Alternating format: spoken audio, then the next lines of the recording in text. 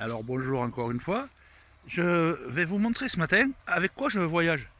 Euh, donc j'ai... C'est juste le matin, c'est 8 heures, donc le soleil se lève et j'ai besoin du soleil pour faire sécher ma tente, qui est un petit peu, qui est mouillée quoi, parce qu'il y a beaucoup de rosée. Donc vous voyez, je sais pas si on le voit sur la vidéo, mais elle est trempée. Et à l'intérieur est super sec, il n'y a pas de problème, il fait super chaud. Et ben, je suis obligé d'attendre un petit peu pour pas la plier mouillée quoi. Donc ce que je vais faire une petite vidéo juste pour vous montrer le vélo avec lequel et la remorque avec laquelle ben, je voyage. Donc le vélo c'est un vélo tout simple, c'est pas du tout un vélo haut de gamme ni rien, c'est un vélo qui est équipé Shimano bien sûr, en pédalier, en dérailleur, en frein et à disque et voilà c'est assez simple. Pas d'amortisseur bien sûr, puisque ça réduit gravement le rendement. Et là, vous n'avancez plus si vous mettez des amortisseurs ou des fourches avant ou amortisseurs arrière. Là, c'est vraiment très mauvais quand vous voulez faire beaucoup de kilomètres. Donc, ben non, il n'y a pas. Ensuite, j'ai mis le guidon avec des cornes comme ça, ce qui me permet quand je roule ben, de changer régulièrement de position, de me mettre un peu plus droit, plus couché, comme je veux, ce qui fait que ça repose bien mon dos. Je me suis équipé ben, derrière d'une sacoche dans laquelle il y a à peu près tous mes outils. Voilà, c'est donc tous les outils sont rangés dedans, tout ce qui va me servir de réparation, que ce soit mon kit chaîne, réparation pour les chaînes, chambre à air, pour les crevaisons, ainsi que quelques petits outils que je vous montrerai plus tard quand je détaillerai ce que j'ai. J'ai équipé l'avant d'un porte-sacoche dans lequel je mets deux sacoches, une à droite, une à gauche, qui sont prévues pour mettre à peu près 7 kg et 20 litres. Moi je mets un peu moins, je mets 5 kg, et ce qui fait que c'est très très bien. Elles ont l'air de bien supporter le poids et la qualité a l'air correcte, donc ça a l'air de fonctionner. J'étais chez Decathlon, hein, c'est même pas des trucs haut de gamme ni rien, mais ça a l'air de bien résister, de bien tenir et c'est bien étanche. J'ai pris des grosses averses, ça a vraiment pas pris une goutte d'eau, c'est très bien. Ensuite, j'ai une petite sacoche avant dans laquelle je pose tout ce dont j'ai besoin de la journée, que ce soit mon passeport, mon porte-monnaie, de la nourriture, des barres de céréales, des choses comme ça. Mon téléphone, mon chargeur, etc. Ainsi qu'une petite carte si j'ai besoin de chercher ma route. J'ai un GPS Apple, donc j'ai posé là. Et j'ai surtout ce qui me sert le plus pour me guider, c'est-à-dire que j'ai une boussole, parce que ce soit Maps, Maps.me, etc., je peux vous dire, ça marche pas. Dès que vous sortez des endroits, ça marche pas du tout, ça vous envoie en galère systématiquement. Les entrées de ville, je me retrouve sur les périphes ou sur des entrées d'autoroute, enfin, je me fais dégager. Ou quand il y a des tunnels interdits au vélo, ben, vous vous retrouvez dans la pampa, enfin, c'est du grand n'importe quoi. Donc j'ai un peu abandonné Maps, mais Maps.me, je me sers vraiment que pour les grands axes et pour les grandes directions. Et après pour le reste, ben, je me débrouille moi-même avec Google Earth et j'essaie de trouver les routes quoi. Parce qu'on ne peut pas leur faire confiance, parce que moi j'arrive vraiment dans des endroits où si je veux faire en vélo ou à pied, ben, ça m'amène au pied d'escalier ou des grandes descentes d'escalier, enfin c'est vraiment pas jouable. Et puis c'est pas précis du tout en dehors des sentiers battus comme je vous disais. Donc ensuite bon, je suis équipé avec deux gourdes de 1 litre ici qui me servent pour ma journée et j'ai aussi deux bouteilles que je fixe à l'arrière de la remorque qui me fait 4 litres plus 2 litres encore que j'ai dans un sac à l'intérieur si vraiment je traverse des endroits où il ne va pas y avoir d'eau pendant un petit moment.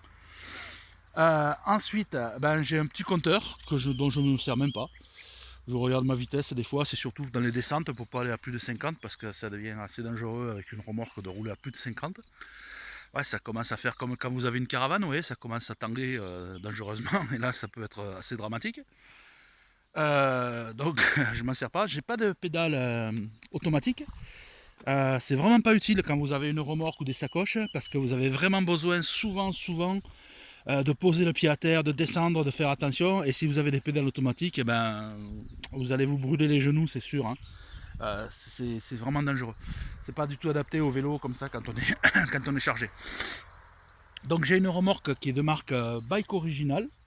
C'est pas une bas de gamme, mais c'est une remorque standard, relativement fiable et qui a l'air de bien fonctionner jusqu'à maintenant. Il y a eu quelques petits problèmes au départ parce que bah, il a fallu que j'améliore certains trucs parce qu'elle n'était pas très adaptée. Mais bon, ça va, maintenant ça va vraiment bien.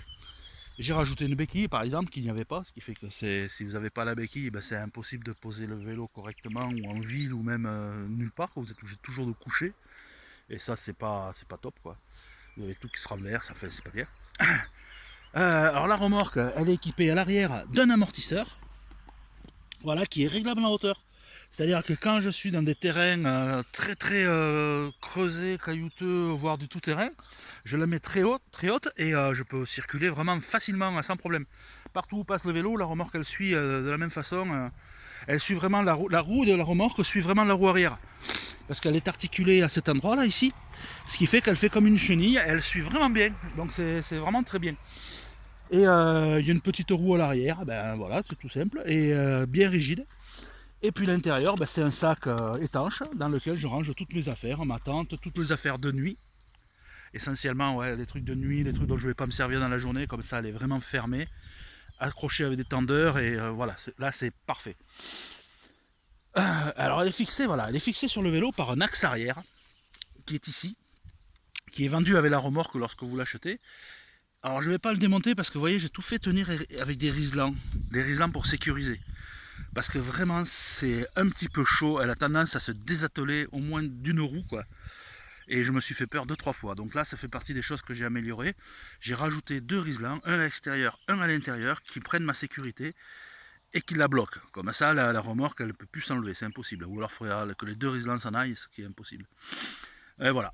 Donc ça, oui, c'est pas du détail, c'est vraiment quelque chose de très important.